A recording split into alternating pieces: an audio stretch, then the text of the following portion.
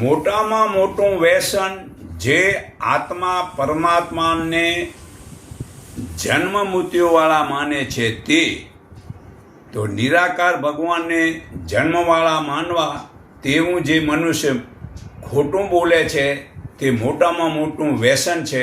નિરાકાર પ્રભુ શરીરનું શરીર જ નથી અને જે શરીરવાળા માનવા કે પછી પથ્થરની મૂર્તિવાળા માનવા તે પણ વ્યસન જ છે. અને જે દારૂ, તમાકુ, ગાંજો, માંસ, વેશ્યાગમન, નિંદા, હિંસા, ચોરી, જુગાર, દિવસે ઊંઘવું, નાચવું, ગાવું, વિના કારણે રખડવું, વેર ઈર્ષા કરવી, લેણું ન ભરવું અને ક્રોધ કરવો વગેરે પણ આ વ્યસનો છે. મનુસ્મૃતિ પાના નંબર 135 શ્લોક મતલબ 47-48 પુરાવો છે.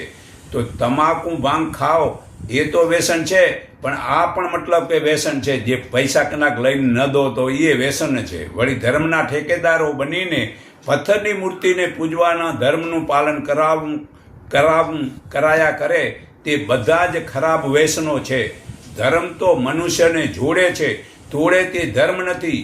ધર્મ તો તે જોડે છે ને જે મન, વાણી અને કાયા વડે થતું સારું કર્મ કરવું તે ધર્મ છે.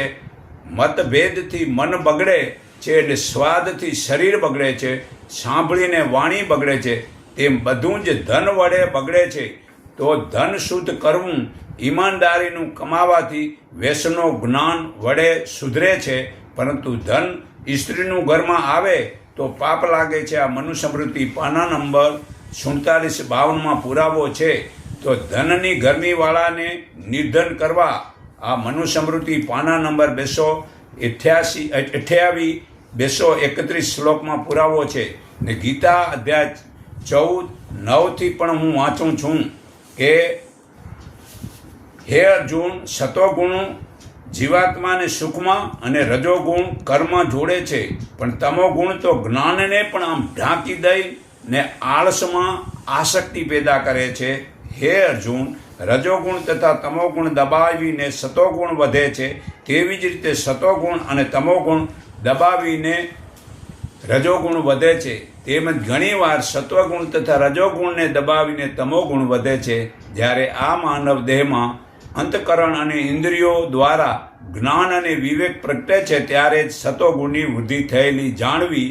અને જ્યારે સતોગુણની વૃદ્ધિ થઈ હોય ત્યારે દેહધારી પ્રાણીઓ મૃત્યુ પામે તો ઉત્તમ જ્ઞાનીઓના નિર્મળ લોકને જન્મે છે. ને રજોગુણની વૃદ્ધિ